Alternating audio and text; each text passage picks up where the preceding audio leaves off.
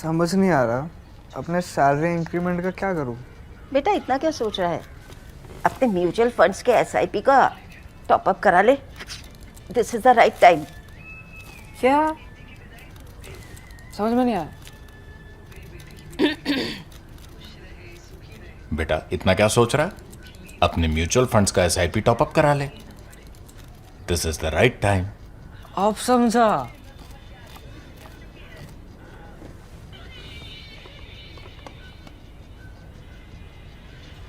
Mutual fund investments are subject to market risks. Read all scheme related documents carefully. Thousands of actors, dancers, and musicians had assembled at the Great Hall of the People, so the story goes, to celebrate the successful performance of The East is Red, a paean to Mao Zedong with Foreign Minister Xu Enlai serving as its producer, ideological commissar, script coordinator, and occasional set designer. Comrades, Xu announced to the performers around 4 in the evening. Chairman Mao has asked me to tell you the good news. Our country's first atomic bomb has been successfully detonated. There was silence, and then the applause began to swell. You may celebrate all you like, Xu cautioned the performers, but mind that you don't damage the floor. Late that night, India's Charge d'Affaires in Beijing, the very eminent diplomat Jagat Mehta, found his car being stopped by excited party cadre determined to gift him a special edition of the official newspaper, The People's Daily. From the only first-hand reaction which one can gauge, albeit only from our cooks, amas, students and interpreters, Jagat Mehta wrote with, I have to say, disarming honesty, there is an emotional sense of satisfaction and pride. A nation which for 3,000 years has harbored a sense of superiority over the rest of the world, Mehta little sourly went on, will find the atomic bomb, however small, highly flattering to the ego. The bomb was, he argued in his cable to New Delhi, an instrument of propaganda, and I quote, definitive repudiation of the superiority of the white man in his own chosen field, technology. The diplomat, among India's most perceptive, thought the test thus changed very little. He was wrong. The Chinese nuclear bomb test carried out at Lopnor in Xinjiang on 16 October 1964 marked a turning point in global geopolitics in Asia and around the world. Hi, and welcome to this week's episode of ThePrint Explorer. Israel and the United States have expended enormous intellectual energy, not to mention cash, bombs, and human lives, in an effort to annihilate Iran's nuclear infrastructure. There is no evidence, the International Atomic Energy Agency says, that Iran was in fact planning to build a nuclear bomb. Even the enriched uranium stockpile it possesses, Israel argues, is however an existential threat because it can conceivably be fabricated into a bomb at fairly short notice. Looking back, it's fascinating to see how versions of these arguments raged across the Pentagon and the State Department as intelligence flowed in on China's nuclear weapons program in the 1950s. Even as some declassified documents show the United States contemplated annihilating China's nuclear facilities through bomb strikes, the details so classified that they are yet to be made public, State Department official Robert Johnson pushed for other options to be considered. Among them were a joint Soviet US guarantee to third countries against a nuclear attack by China. The truth was, however, that events had moved faster than the minds at government ministries and intelligence organizations were able to cope with.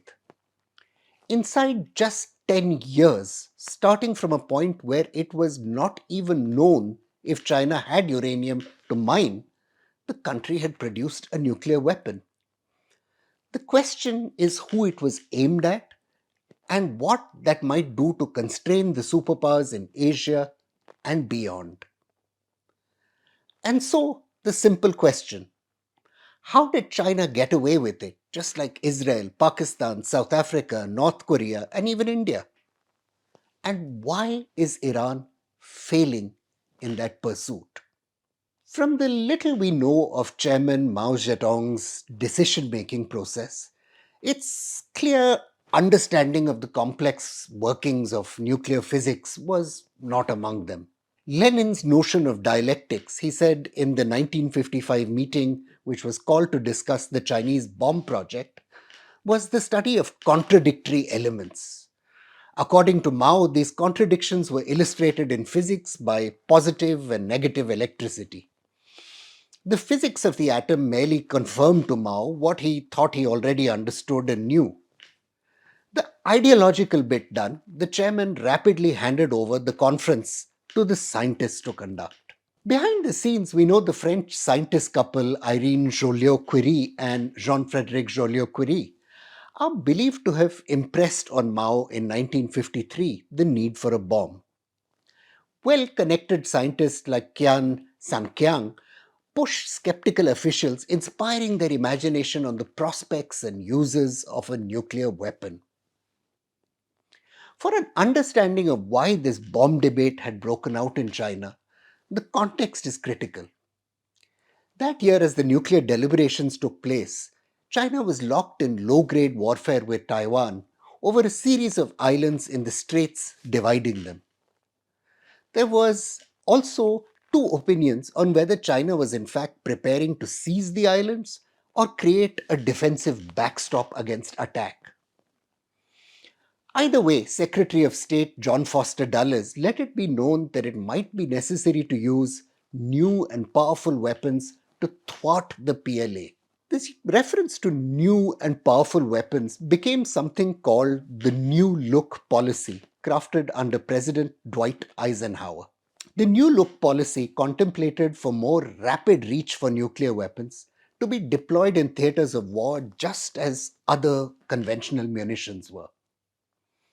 Earlier in 1953, as negotiations for the end of the Korea War had gathered momentum, President Eisenhower had held out broad hints on the use of nuclear weapons against the Chinese troops fighting in Korea. There is some evidence these threats were passed through India's Prime Minister Jawaharlal Nehru.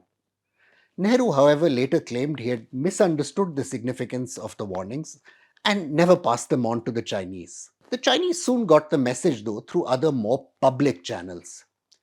The Strategic Command Chief General Curtis LeMay let it be known that, and I quote, "I would drop a few bombs in proper places in China and southeastern Russia.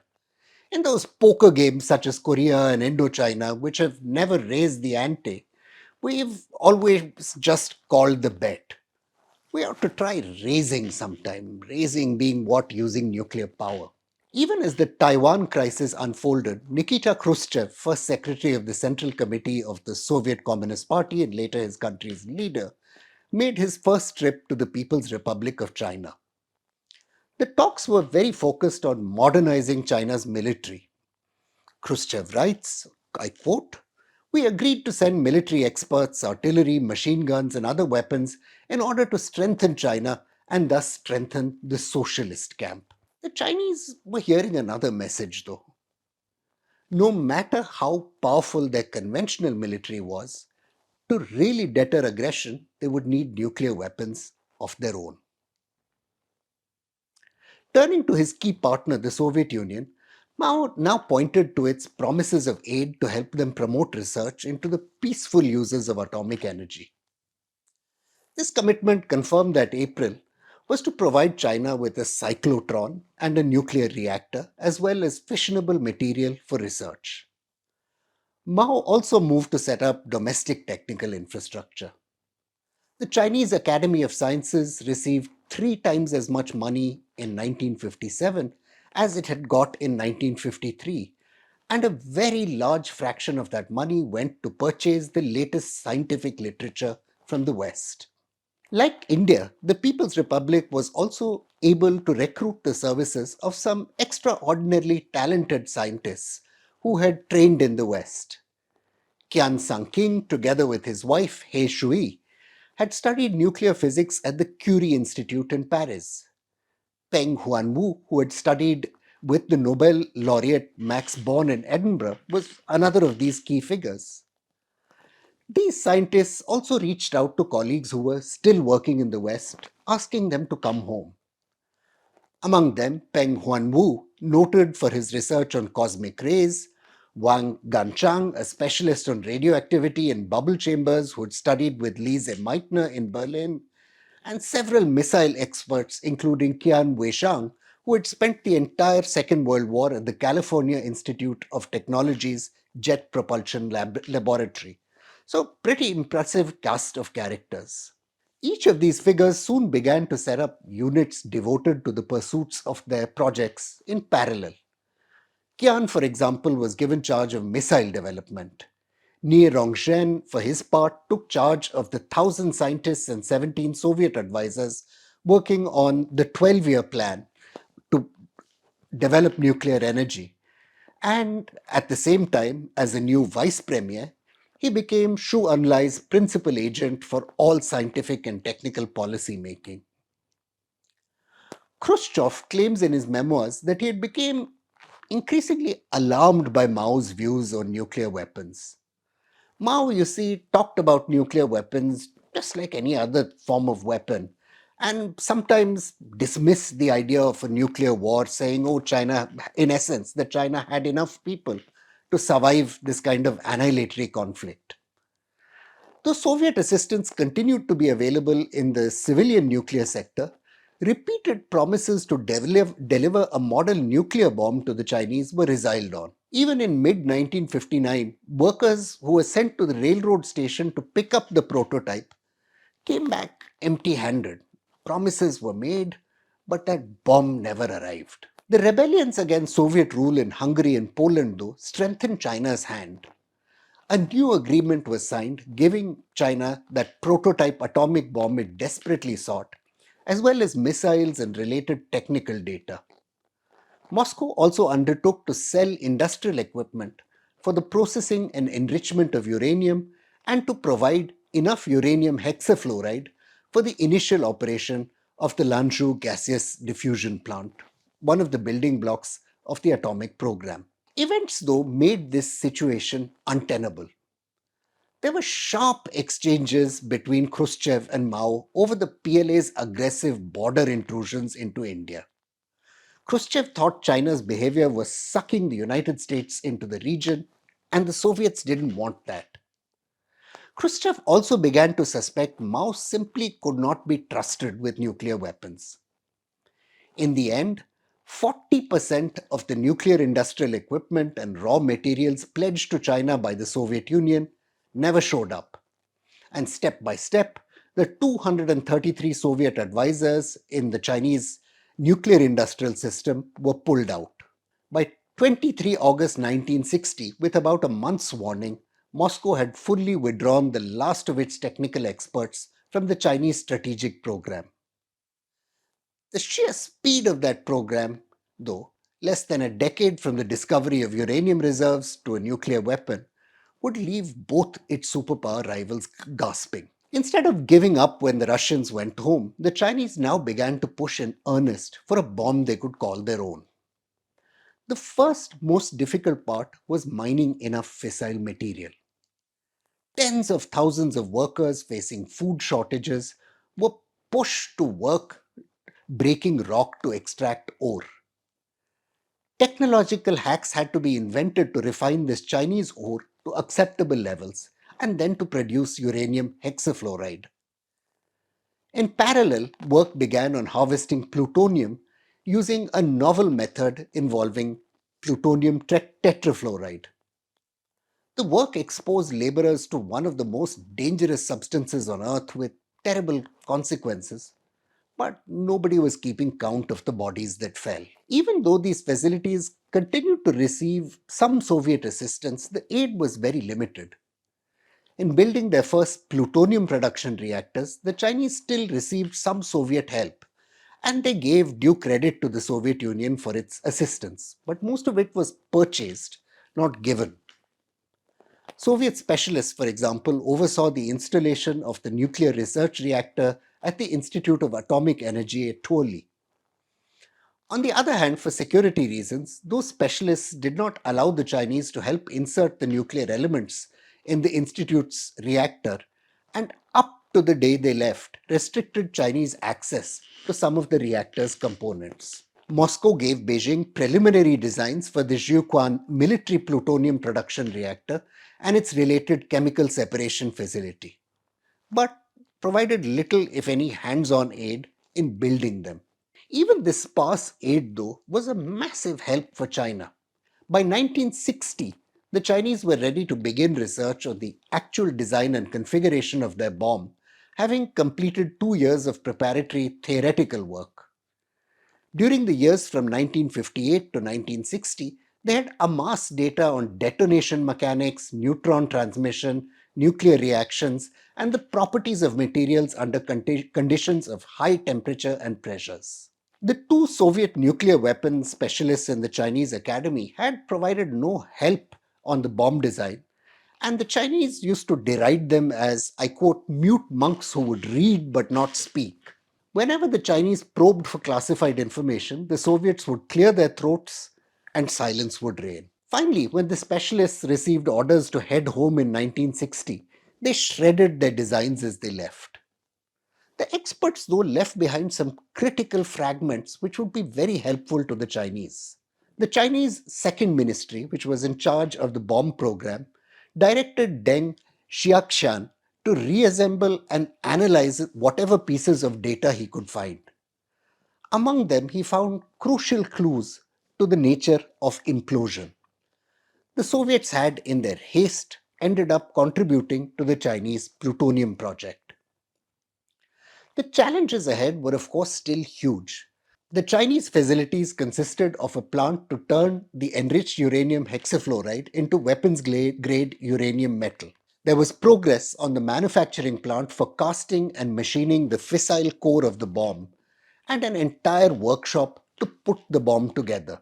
For the Jiuquan Atomic Energy Complex, the last step in making what they call Bomb 596 came that August. All the different parts, explosive assembly, tamper, uranium core, and initiator plus electrical assembly, had been moved to the assembly workshop.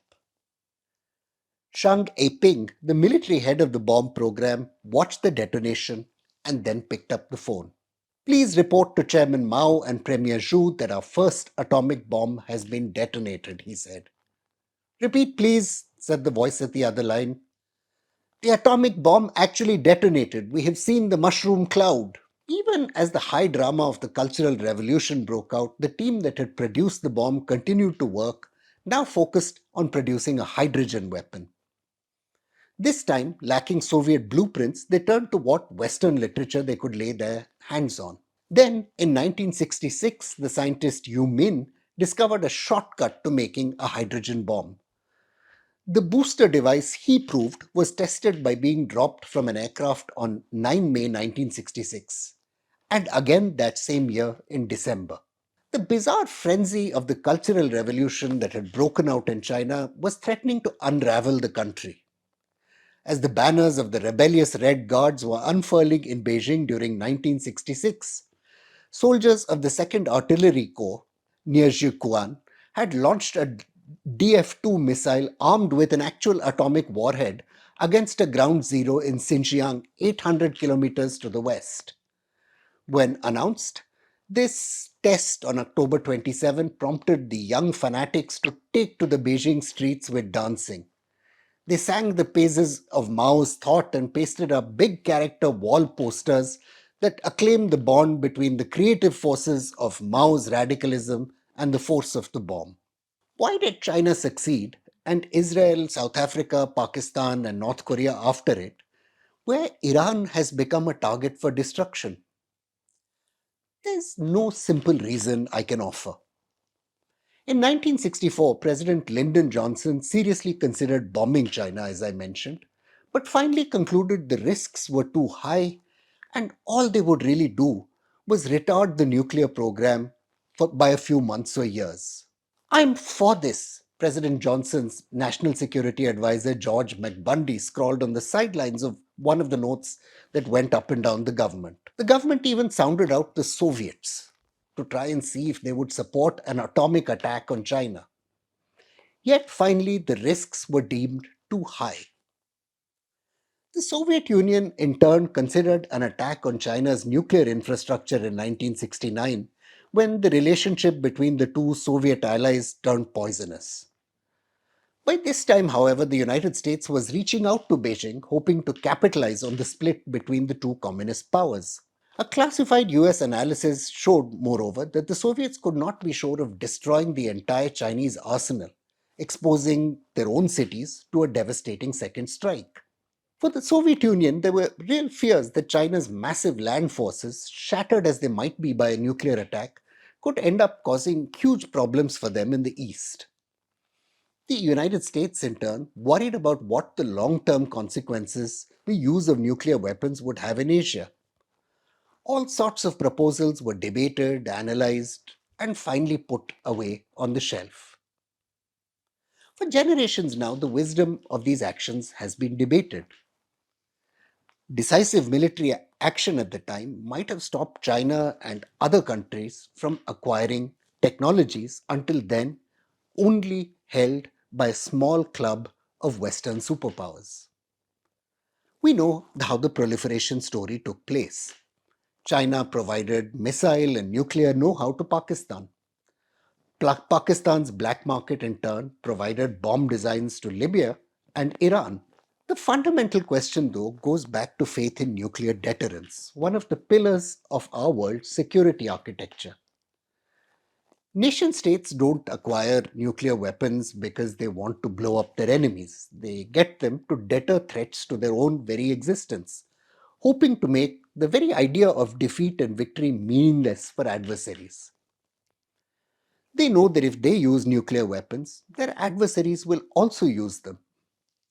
Just as surely as they can flatten the city of their enemies, their own cities will be flattened. Pakistan pursues low grade terrorism against India from behind the shield of its nuclear weapons. But it cannot use those weapons to secure itself from Indian punishment because the costs will mean the end of the country itself. Like China, a secure nuclear Iran might just seek reintegration into the international community, certain its existence is not a threat. It could abandon the use of regional proxies, weapons of the weak meant to harass and intimidate opponents in the absence of other means. And as Israel learned on October 7, its own nuclear weapons will not give it security against threats that operate below the nuclear threshold, but are just as dangerous to society. There are other possibilities, obviously. A crazed ruler could one day unleash the apocalypse. An accident or a misjudgment could lead to the erasure of great cities from the map forever. The famous nuclear theorist Kenneth Waltz once contemplated a world, I quote, populated by 10 or 12 or 18 nuclear weapon states. He asked if it would be more dangerous than the one we live in. And I think the quote's worth listening to in detail. When nuclear weapons threaten to make the cost of wars immense, who will dare start them? Waltz asked. Nuclear weapons make it possible to approach the deterrent ideal, Waltz concluded. For Iran, as for North Korea, the measured spread of nuclear weapons is more to be welcomed than feared. Thus, he concluded, more may be better. Is he right? Maybe. Soviet and American strategists understood what Waltz was saying as China reached for nuclear weapons. Both could have crushed its fledgling nuclear program, but only at the risk of unleashing anarchy and all kinds of unpredictable consequences, including long bloody wars of attrition. The real lesson from the Israel Iran war isn't whether we can destroy fledgling nuclear weapons programs or not. It's that we need better diplomatic tools than bombs to manage a post nuclear world. As long as we're not able to give small states security against aggression by bigger, more powerful powers, one or the other will always be looking down the nuclear pathway. And as the story of China tells us, some of them will reach it in a surprisingly short time. I'm Praveen Swami. and I'm a contributing editor with The Print. Thank you for watching this episode of The Print Explorer.